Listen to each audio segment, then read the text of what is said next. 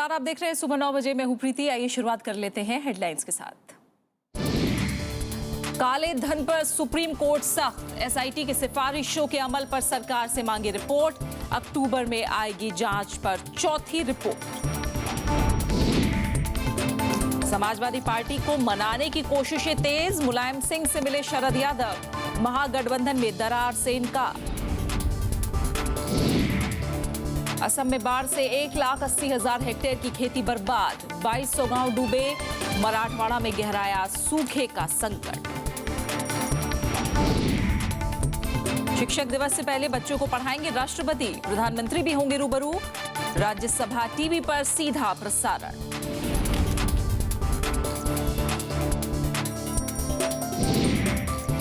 Europe में शरणार्थियों की समस्या विकराल, हंगरी में प्रवासियों को रोकने के लिए बल प्रयोग, जर्मनी पर लगाया आरोप।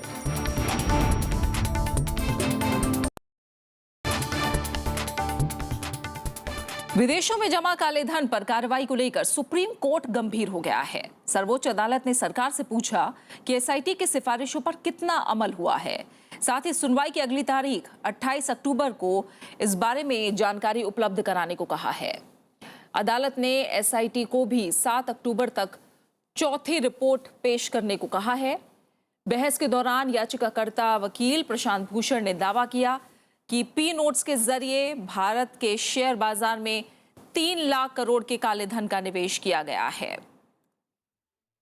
इस बीच स्विट्जरलैंड की सरकार ने कर अपराधों की जांच में सहयोग और सूचनाओं के आदान प्रदान के लिए अपने कानून में संशोधन की बात कही है।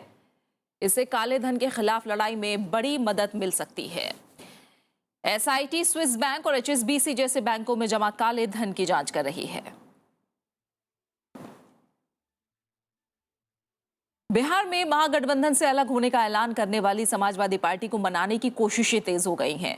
जेडीयू अध्यक्ष शरद यादव ने कल दिल्ली में मुलायम सिंह यादव से मुलाकात की। इस बीच बीजेपी ने बिहार में जेडीयू, आरजेडी और कांग्रेस के गठबंधन को अवसरवादी बताया है। जेडीयू अध्यक्ष शरद यादव समाजवादी पार्टी के अध्यक्ष मुलायम सिंह यादव को मनाने गुरुवार शाम उनके घर पहुंचे। दोनों नेताओं के बीच करीब 1 घंटे तक बातचीत हुई। बैठक के बाद शरद यादव ने महागठबंधन में टूट से इनकार किया। जान लीजिए कि जनता जान जाएगी, गठबंधन जो था 7 पार्टियों का यहाँ वो कंटिन्यू करेगा। सीटों के आधार पे, 5 सीटों के आधार पे मैं कह रहा हूँ कि गठबंधन था, रहेगा। सब लोग को इकट्ठा रहना चाहिए कि महागठबंधन और बिहार की जनता, बिहार के अवाम बढ़ चुके हैं, वो पीछे घूमकर ताकने वाले नहीं हैं। समाजवादी पार्टी ने कल बिहार चुनाव अलग लड़ने का ऐलान किया था। पार्टी की लखनऊ में हुई संसदीय बोर्ड की बैठक में ये फैसला किया गया। सीटों पर फैसला करने से पहले पार्टी के विभिन्न पार्टियों से बात करते हैं। समाजवादी पार्टी को ये जानकारी टेलीविजन और आप लोगों के कृपा से मिली, किसी से बात नहीं हुई। ये किसी भी गठबंधन धर्म के अनुकूल बात नहीं थी। महागठबंधन में टूट ने बीजेपी को वार करने का मौका दे दिया। गांधी मैदान की रैली के फ्लॉप होने के बाद मुलायम सिंह यादव जी का सब्र का पैमाना लबरेज हो गया, धीरज की सीमा टूट गई और उन्होंने निर्णय किया कि डूबते जहाज में वो बैठेंगे नहीं। बीते कुछ दिनों में बिहार में महागठबंधन को दूसरा झटका लगा है। समाजवादी पार्टी से पहले राष्ट्रवादी राज्यसभा टीवी। बिहार में चुनाव से पहले नेताओं की निष्ठाएं भी बदल रही हैं। महागठबंधन को झटका देते हुए आरजेडी के वरिष्ठ नेता रघुनाथ झा ने अपनी पार्टी छोड़ दी है और समाजवादी पार्टी का दामन थामने का ऐलान कर दिया। उन्होंने आरोप लगाया कि पार्टी अध्यक्ष लालू प्रसाद वरिष्ठ नेताओं की अनदेखी कर रहे हैं और उनका पूरा ध्यान अपने परिवार पर है। रघुनाथ झा राष्ट्रीय जनता दल का ब्राह्मण चेहरा माने जाते हैं और बिहार सरकार में पूर्व भारी उद्योग और लोक उपक्रम मंत्री रहे हैं। आरएसएस बीजेपी की समन्वय समिति की बैठक का आज आखिरी दिन है। प्रधानमंत्री आज बैठक में शामिल हो सकते हैं। कल दूसरे दिन राष्ट्रीय सुरक्षा, जाति जनगणना के आंकड़ों और श्रम सुधार जैसे कई मुद्दों पर चर्चा हुई।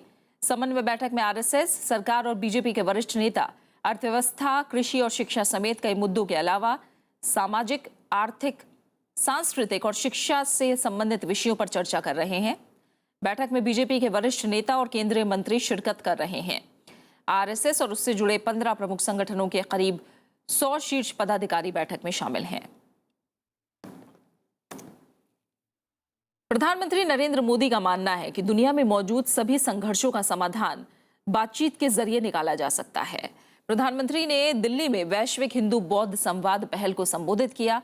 उन्होंने मध्य पूर्व के देशों में हिंसा और आतंकवाद को दूर करने के लिए बातचीत का सहारा लेने की अपील की है। प्रधानमंत्री नरेंद्र मोदी ने मध्य पूर्व एशियाई देशों में जारी हिंसा को विश्व शांति के लिए खतरा करार दिया है। गुरुवार को अंतर्राष्ट्रीय हिंदू और बौद्ध सम्मेलन को संबोधित करते हुए उन्होंने सीरिया और मध्य पूर्व के देशों में सक्रिय आईएसआईएस तत्वों को आगाह किया।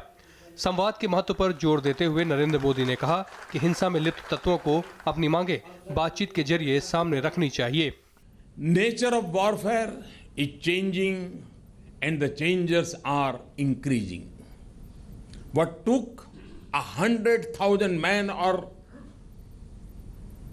prolonged battle can now happen through the click of a button in a span of minutes.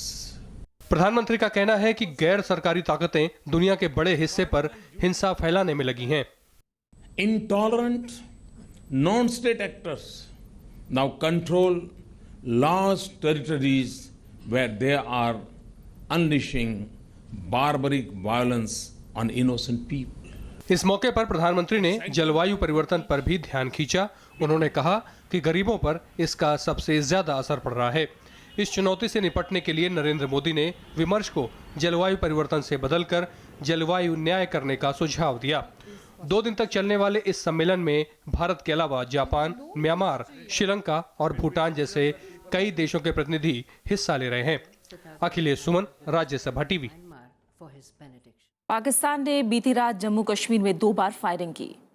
Jammu में पुंछ इलाके के बीमबर गली सेक्टर में रात 11:20 पर गोलीबारी शुरू हुई। पाकिस्तानी सैनिकों ने भारतीय चौकियों और गांव को निशाना बनाया। आरएसपुरा में भी पाकिस्तान की तरफ से गोलीबारी हुई। पुंछ में बुधवार को भी संघर्ष विराम का उल्लंघन हुआ था। मणिपुर सरकार ने प्रदर्शनकारियों को बातचीत के लिए बुलाया है। राज्य के चूड़ाचंदपुर जिले में सोमवार से भूमि राजस्व बिल के खिलाफ हिंसक प्रदर्शन हो रहे हैं। कल हिंसा पीड़ित इलाकों में कुछ घंटों के लिए कर्फ्यू में ढील दी गई। मणिपुर के चूड़ाचंदपुर में हिंसक प्रदर्शन और आगजनी जारी है। भूमि राजस्व बिल का विरोध कर रहे आदिवासियों ने गुरुवार को एसडीओ कार्यालय समेत 2 सरकारी इमारतों में आग लगा दी। शांति व्यवस्था बनाए रखने के लिए असम पुलिस, सीआरपीएफ और बीएसएफ के जवानों को तैनात किया गया है। इस बीच राज्य सरकार ने प्रदर्शनकारियों को बातचीत का न्योता दिया है। If there is a sufficient reason, as I say, and because of this clause of this act or this proposed bill, I think it harms or hurt the interest of the hill people or the hill area, then that also we can discuss about and we can consider it. उधर गुरुवार को आंदोलनकारियों की बैठक भी हुई। प्रदर्शनकारियों ने पुलिस फायरिंग में मारे गए लोगों का अंतिम संस्कार नहीं करने का फैसला किया। Now the thing is that 4 dead body was in the morgue, so they don't want to claim before settle the problem. So now I request the state government to come forward and to have to settle together the problem with the civil society. चूड़ाचंदपुर में अब तक 8 लोगों की जान जा चुकी है। मणिपुर विधानसभा से सोमवार को 3 बिल पारित हुए थे। इनमें सबसे अधिक विरोध भूमि राजस्व बिल का हो रहा है। प्रदर्शनकारी तीनों बिल वापस लेने की मांग कर रहे हैं। सरकार का दावा है कि इन बिलों से आदिवासियों के अधिकार कम नहीं होंगे। Bureau report, Rajya Sabha TV. OROP पर पूर्व सैनिकों और सरकार के बीच अनौपचारिक बातचीत जारी है। बीती रात कुछ पूर्व सैनिकों ने सेना प्रमुख दलबीर सिंह सुहाग से मुलाकात की, लेकिन कोई समाधान नहीं निकल सका। इससे पहले पूर्व सैनिकों ने प्रेस कॉन्फ्रेंस में दावा किया कि उन्हें ओआरओपी पर सरकार से कोई प्रस्ताव नहीं मिला है। 1 रैंक 1 पेंशन की मांग को लेकर पूर्व सैनिकों का धरना जारी है। पूर्व सैनिकों ने गुरुवार को इस मुद्दे के समाधान के लिए सरकार की ओर से कोई ठोस प्रस्ताव नहीं देने का आरोप लगाया। साथ ही उन्होंने सालाना पेंशन समीक्षा और 3% वृद्धि की मांग से जुड़ी खबरों को आधारहीन बताया। न तो हमने 3% इंक्रीमेंट डिमांड ईयरली किया है, न हर महीने किया है, और ये सरासर झूठी खबर है और देश को गुमराह करने के लिए खबर है। पूर्व सैनिकों ने साफ किया कि अभी तक उन्होंने सरकार के प्रस्ताव को मंजूर नहीं किया है। अगर सरकार एक तरफा तरीके से इसकी घोषणा करती है तो वो इसे मंजूर नहीं करेंगे। अगर लागू करते हैं और वो सही नहीं है तो क्या हम उठ जाएंगे? नहीं उठेंगे, हम अपनी मुहिम को और तेज करेंगे। खबर आई थी कि सरकार और पूर्व सैनिकों के बीच पेंशन के फॉर्मूले को लेकर सहमति बन गई और पूर्व सैनिक हर साल की बजाय 2 साल में पेंशन में रिवीजन पर राजी हो गए हैं। Bureau report, Rajya Sabha TV. सरकार ने गैर सरकारी संगठन ग्रीन पीस इंडिया का विदेशी अनुदान नियमावली अधिनियम यानी FCRA के तहत लाइसेंस रद्द कर दिया है। सरकार ने कदम देश के आर्थिक विकास को नुकसान पहुंचाने की ग्रीन पीस इंडिया की गतिविधियों के चलते उठाया है। गृह मंत्रालय के एक वरिष्ठ अधिकारी ने बताया कि FCRA की धारा 13 के तहत ग्रीन पीस इंडिया का लाइसेंस रद्द किया गया है। इस निर्णय का मतलब ये होगा कि NGO विदेशियों से धनराशि हासिल नहीं कर सकेगी, जो कि उसके कुल संचालन व्यय का करीब 30% है। ग्रीन पीस इंडिया में करीब 340 लोग काम करते हैं। गृह मंत्रालय इस फैसले की जानकारी आज दिल्ली हाईकोर्ट को भी दे सकता है। इस बीच ग्रीन पीस इंडिया ने कहा है कि वो ऐसी कोशिशों के बावजूद अपना अभियान नहीं रोकेगा। असम में बाढ़ से हुआ नुकसान बढ़ता ही जा रहा है। अब तक 31 लोग अपनी जान गंवा चुके हैं। 19 जिलों के 14 लाख लोगों के जनजीवन पर इस आपदा का असर पड़ा है। ब्रह्मपुत्र और उसकी सहायक नदियों का पानी 2200 गांवों को डुबा चुका है। इस बाढ़ से खेती को भी जबरदस्त नुकसान पहुंचा है। करीब 1,80,000 हेक्टेयर पर खड़ी फसल पूरी तरह से तबाह हो गई है। धेमाजी, डिब्रूगढ़ और कोकराझार सर्वाधिक प्रभावित क्षेत्र हैं। डिब्रूगढ़ में तो स्थिति और बिगड़ने की आशंका को देखते हुए सेना को तैनात किया गया है। इस बाढ़ ने सड़कों और पुलों को भी भारी नुकसान पहुंचाया है। इस बीच राज्य सरकार ने केंद्रीय सहायता न मिलने का आरोप भी लगाया है। सरकार ने कहा है कि 207 करोड़ जारी किए गए हैं, वो राज्य आपदा नियंत्रण कोष का हिस्सा है, न कि केंद्रीय मदद का। वहीं महाराष्ट्र के मुख्यमंत्री ने कहा है कि राज्य में सूखे के हालात बने हुए हैं और सरकार किसानों की बेहतरी के लिए सभी कदम उठा रही है। कल मराठवाड़ा में मुख्यमंत्री की सभा में अपना बकाया भुगतान न मिलने पर एक किसान ने आत्महत्या की चेतावनी दी थी। किसानों का आरोप है कि सरकारी गन्ना मिलों ने अब तक कुछ भी भुगतान नहीं किया है। मराठवाड़ा सहित दक्कन क्षेत्र सूखे का सामना कर रहा है। इससे पहले बीड़ जिले के किसानों ने भी बैल पूजा के दिन आत्महत्या की धमकी दी है। वहीं विपक्ष ने सरकार पर किसानों के प्रति असंवेदनशील रवैया अपनाने का आरोप लगाया है। एनसीपी और कांग्रेस ने सूखे के मुआवजे की मांग को लेकर 14 तारीख को प्रदेश भर में जेल भरो आंदोलन करने की बात कही है। और यहाँ एक छोटे से ब्रेक के लिए रुक रहे हैं, आगे दिखाएंगे। अंकारा में आज से G20 देशों का सम्मेलन।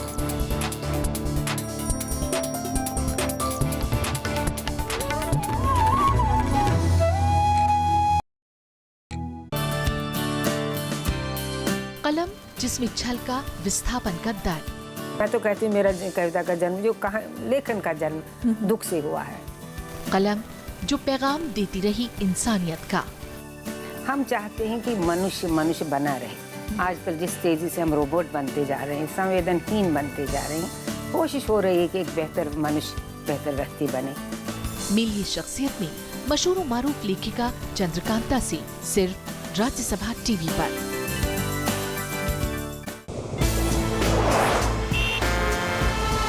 Tales that inspire, stories of social change.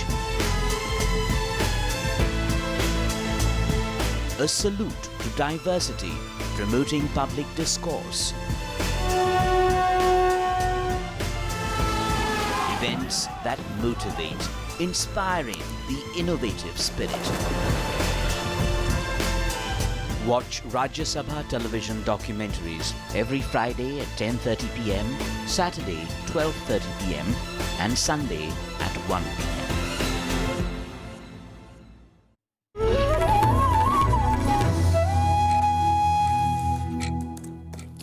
आज ऐतिहासिक दिन है। राष्ट्रपति प्रणब मुखर्जी आज टीचर की भूमिका में नजर आएंगे। शिक्षक दिवस के मौके पर आज राष्ट्रपति 11वीं और 12वीं के छात्रों की संयुक्त क्लास लेंगे, जिसमें वो बच्चों को राजनीति के इतिहास से भी अवगत कराएंगे। राष्ट्रपति भवन परिसर में बने डॉक्टर राजेंद्र प्रसाद सर्वोदय विद्यालय की ये क्लास आज ऐतिहासिक क्षणों की गवाह बनेगी। आज यहाँ राष्ट्रपति 11वीं और 12वीं क्लास के विद्यार्थियों की साझा क्लास लेंगे। तैयारियां पूरी हो चुकी हैं, रेड कारपेट सज चुका है, बस अब इंतजार है राष्ट्रपति के आने का।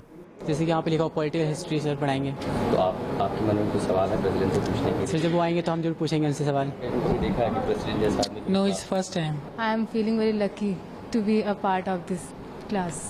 असल में ये आइडिया दिल्ली सरकार का था, जो राष्ट्रपति को बेहद पसंद आया। ये पहला मौका होगा जब कोई राष्ट्रपति बतौर शिक्षक की भूमिका में नजर आएगा। देश के राष्ट्रपति के पद पे बैठ के जब वो क्लासरूम में एक टीचर के रूप में आएंगे तो ये पूरे एजुकेशन के लिए बहुत बड़ी घटना है। और मैं समझता हूँ यहाँ से एक एजुकेशन में नई क्रांति शुरू होगी कि इस देश के वो तमाम सक्सेसफुल लोग, वो तमाम बड़े लोग जिनका जीवन कुछ संदेश देता है। तय कार्यक्रम के मुताबिक आज सुबह करीब 11:30 बजे राष्ट्रपति प्रणब मुखर्जी स्कूल पहुंचेंगे। इसके बाद स्कूल के ग्राउंड फ्लोर में बने हॉल में राष्ट्रपति शिक्षकों को संबोधित करेंगे। राष्ट्रपति की क्लास करीब 1 घंटे तक चलेगी, जिसके बाद वो शिक्षकों से भी मिलेंगे। राष्ट्रपति शिक्षक दिवस के महत्व के साथ साथ राजनीति के इतिहास पर भी लेक्चर देंगे। Bureau report, Rajya Sabha TV. देश के दूसरे राष्ट्रपति सर्वपल्ली राधाकृष्णन की जयंती पर हर साल 5 सितंबर को शिक्षक दिवस मनाया जाता है। एक तरफ जहां राष्ट्रपति टीचर बनेंगे तो वहीं दूसरी तरफ प्रधानमंत्री भी अलग अलग स्कूलों के 800 बच्चों और 60 शिक्षकों से संवाद करेंगे।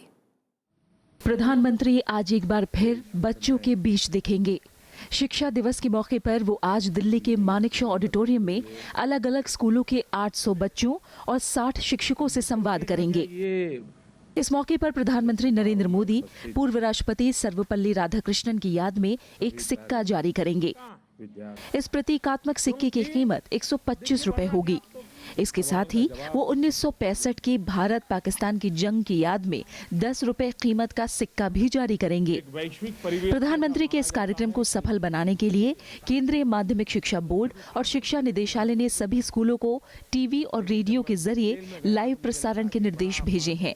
तय कार्यक्रम के मुताबिक सुबह 10:15 बजे के करीब प्रधानमंत्री छात्रों के साथ संवाद शुरू करेंगे। समयानुकूल परिवर्तन करके कार्यक्रम लगभग 1 घंटे तक चलेगा। इस दौरान वो वहां मौजूद छात्रों के अलावा वीडियो कॉन्फ्रेंस के जरिए देश के विभिन्न हिस्सों में मौजूद छात्रों के सवालों का जवाब भी देंगे।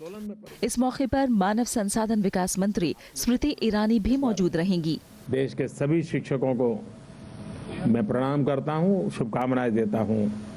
Bureau report, Rajya Sabha TV. Cuttack में शिशुओं की मौत का सिलसिला जारी है। मौत का आंकड़ा बढ़कर 65 पहुंच गया है। अब तक अस्पताल के 6 कर्मचारियों को सस्पेंड कर दिया गया है, जबकि 3 के खिलाफ FIR दर्ज कर दी गई है। वहीं विपक्ष अब राज्य के स्वास्थ्य मंत्री के इस्तीफे की मांग कर रहा है। विपक्ष का ये हल्ला बोल ओडिशा सरकार के खिलाफ है। हर रोज शिशुओं की मौत का आंकड़ा बढ़ता ही चला जा रहा है। लिहाजा इनकी मांग है कि राज्य के स्वास्थ्य मंत्री को फौरन इस्तीफा देना चाहिए। ओडिशा में जो सबसे बड़ा इंस्टीट्यूट है बच्चों के चिकित्सा के लिए, वहीं पे यही हाल है। नवीन पटनायक जो हमारा चीफ मिनिस्टर है, उनका बासभवन, उनका रेसिडेंस को हम घेराव करेंगे और जो हेल्थ मिनिस्टर अतनु सब्यसाची नायक, उन्हीं का हम बर्खास्त मांग रहे हैं। बुधवार को कटक अस्पताल में मौत का आंकड़ा बढ़कर 65 पहुंच गया। शुरुआती जांच के मुताबिक सेप्टिसेमिया नामक खून में संक्रमण को मौत की वजह माना जा रहा है। अब तक 5 कर्मचारियों को निलंबित कर दिया गया है, जबकि 3 के खिलाफ FIR दर्ज कर ली गई है।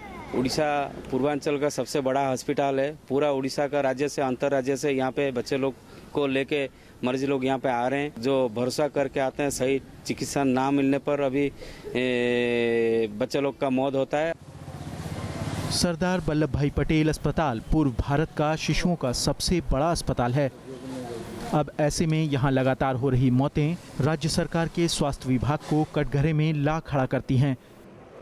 सवाल यही है कि आखिर इतनी मौतों का जिम्मेदार है कौन? Bureau report, Rajya Sabha TV. Uttar Pradesh में जापानी बुखार यानी इंसेफेलाइटिस का कहर बढ़ता जा रहा है। बीमारी के चपेट में आने वाले मरीजों की संख्या दिन ब दिन बढ़ रही है।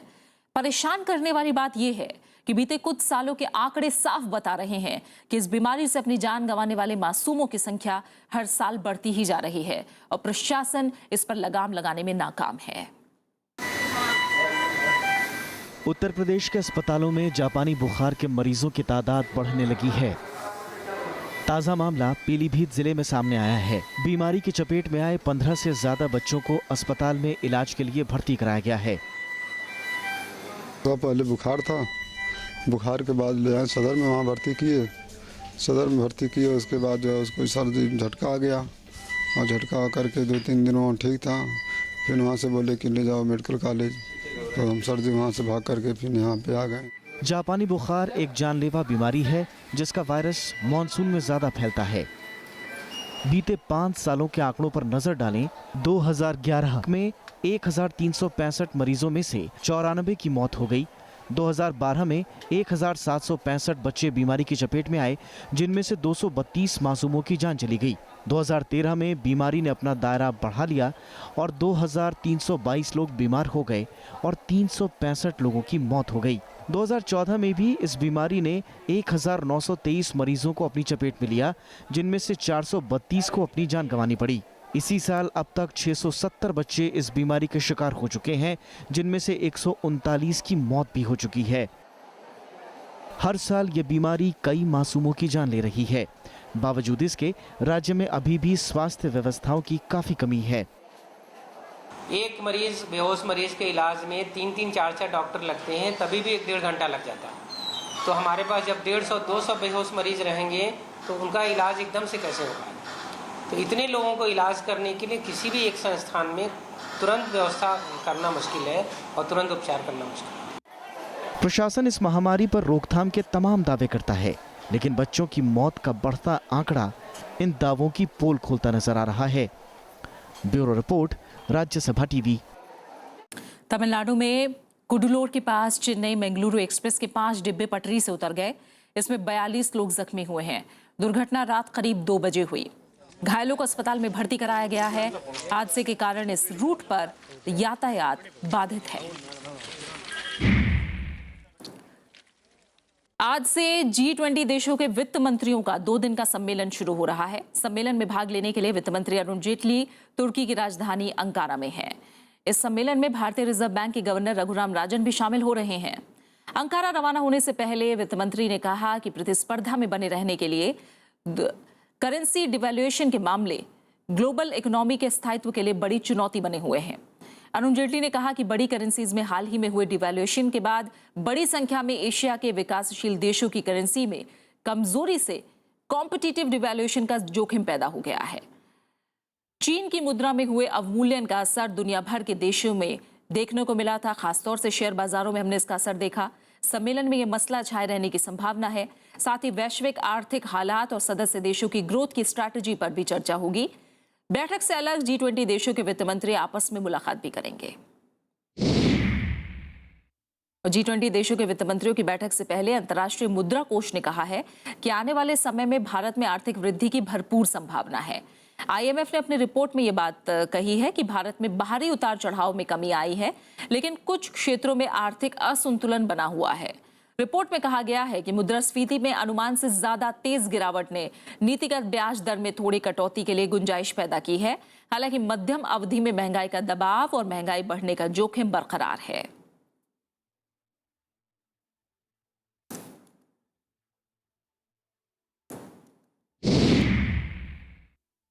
Stable tax policies and an expanded growth rate of 8 and 8.5%, which are expected to be achieved in the current fiscal, appears as one of the few bright spots in the otherwise gloomy global economy. प्रधानमंत्री नरेंद्र मोदी की हाल में की गई UAE की यात्रा के बाद दोनों देशों के बीच अब आतंकवाद के खिलाफ सहयोग बढ़ता दिख रहा है। भारत दौरे पर आए यूएई के विदेश मंत्री शेख अब्दुल्ला बिन जायद अल नाहयान ने प्रधानमंत्री नरेंद्र मोदी और विदेश मंत्री सुषमा स्वराज से मुलाकात की। इस दौरान आतंकवाद सहित कई मुद्दों पर चर्चा हुई। भारत की तरफ से देश में वांछित कई अपराधियों की सूची में यूएई को सौंपी गई है। दोनों देशों के बीच उच्च शिक्षा, पर्यटन और दूरसंचार सहित 5 समझौतों पर भी सहमति बनी है। इसके अलावा भारत और यूएई व्यापार, निवेश, ऊर्जा, रक्षा क्षेत्र, अपराध से निपटने और आव्रजन जैसे मुद्दों पर भी सहयोग को आगे बढ़ाने पर सहमत हुए हैं। It was agreed that we will continue with this cooperation. There are certain requests which are pending from our side for extradition, and also certain requests which have been made in terms of interdictions in various fields. So that cooperation will continue. In fact, it will be strengthened in the future. Syria में हालात बेहद खराब हैं, लिहाजा लोग Europe की तरफ पलायन करने को मजबूर हैं। शरणार्थियों की संख्या हजारों लाखों में यूरोप के कई देश उनको अपनाने को तैयार नहीं हैं। ऐसे में अब कई हादसे सामने आ रहे हैं। ओवरलोडिंग से कई बोट डूब रही हैं, जिसमें छोटे छोटे बच्चों समेत कई लोग निशाना बन रहे हैं। गुरुवार को 3 साल की तस्वीर सोशल मीडिया पर वायरल हो गई।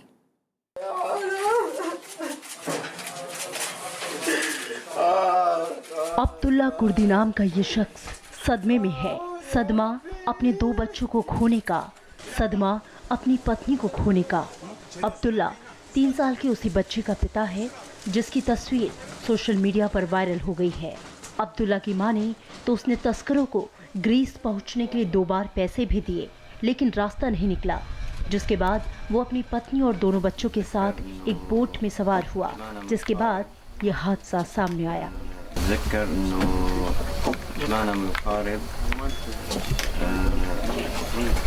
أخذني هذا المهرب أخذني عن نقطة بعد ساعة تقريبا عند واحد تركي ركبنا بالمركب 12 راكب 12 راكب صارت إلى المركب। हजारों सीरिया निवासियों की तरह अब्दुल्ला भी अपनी पत्नी और बच्चों के साथ यूरोप जाना चाहता था। उसने कनाडा में अपनी बहन के पास रहने के लिए भी आवेदन किया था, लेकिन कनाडा सरकार ने इनकार कर दिया। I passed the message to my dad in Syria, to my sister, everybody. Abdullah is leaving now. Pray for him for safety. And then we didn't hear from him. His phone was off. वहीं दूसरी ओर Hungary में police और शरणार्थियों के बीच में गुरुवार रात गतिरोध जारी रहा। हजारों शरणार्थियों को रात भर ट्रेन से नीचे उतरने नहीं दिया गया। सीरिया में हालात बेहद खराब हैं और लाखों सीरिया निवासी अब यूरोप की ओर पलायन करने को मजबूर हैं। ऐसे में यूरोप के कई देश शरणार्थियों को अपनाने के लिए तैयार नहीं हैं। अब ऐसे में हजारों लाखों इन बेघर लोगों को कहां छत और कहां जमीन नसीब होगी, दुनिया के सामने ये एक बड़ा सवाल है। Bureau report, Rajya Sabha TV. इसी के साथ फिलहाल इस बुलेटिन में इतना ही। आखिर में एक नजर हेडलाइंस पर। काले धन पर सुप्रीम कोर्ट सख्त, एसआईटी की सिफारिशों के अमल पर सरकार से मांगी रिपोर्ट। अक्टूबर में आएगी जांच पर चौथी रिपोर्ट। समाजवादी पार्टी को मनाने की कोशिशें तेज, मुलायम सिंह से मिले शरद यादव, महागठबंधन में दरार से इनकार। असम में बाढ़ से 1,80,000 हेक्टेयर की खेती बर्बाद, 2200 गांव डूबे, मराठवाड़ा में गहराया सूखे का संकट।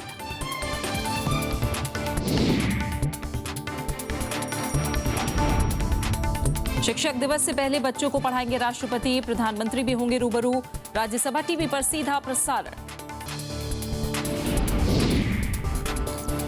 यूरोप में शरणार्थियों की समस्या विकराल, हंगरी में प्रवासियों को रोकने के लिए बल प्रयोग, जर्मनी पर लगाया आरोप।